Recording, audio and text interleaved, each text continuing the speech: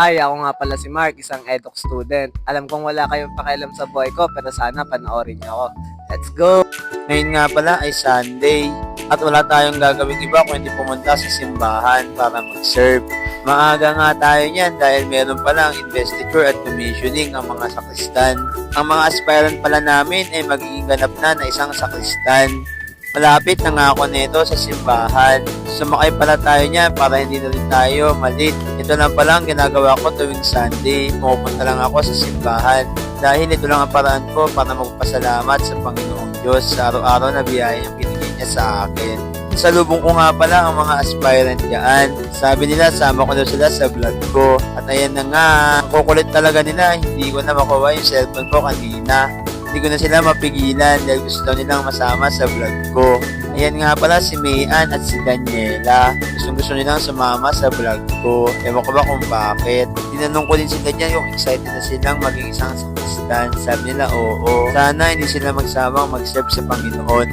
At papasok na nga ako niya sa simbahan at nasalubong ko si Charity at si Julie. Hi! Aray mo, syempre nag-sign up ako sa din tayo dyan bago tayo pumasok sa simbahan. Ayun nga pala ang simbahan namin dito sa simbahan ng Jesus Nazareno. Pakalaki pala ng aming simbahan dito. At maya-maya lang pumunta na ako niyan sa likod. Dahil kailangan nang mag-ayos agad dahil mamaya ay umisa na ang misa. At tapos na nga pala ang investiture at commissioning namin dyan. Hindi na nga ako nakapag-video niyan dahil sobrang busy namin. Congrats nga pala sa mga bagong sakristan namin.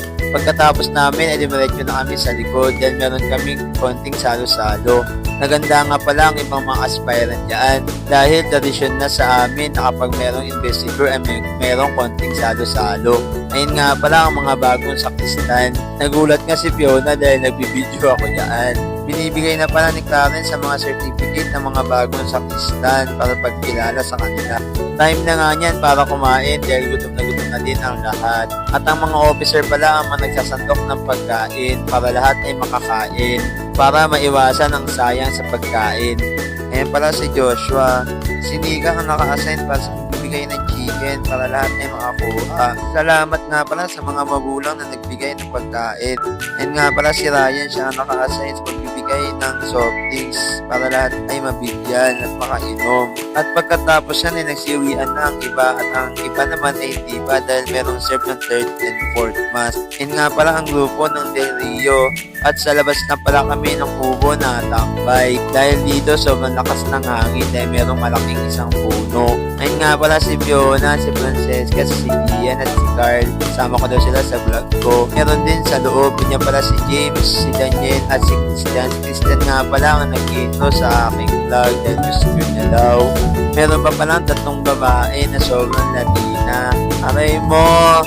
Salamat pala sa panonood ninyo. Bye!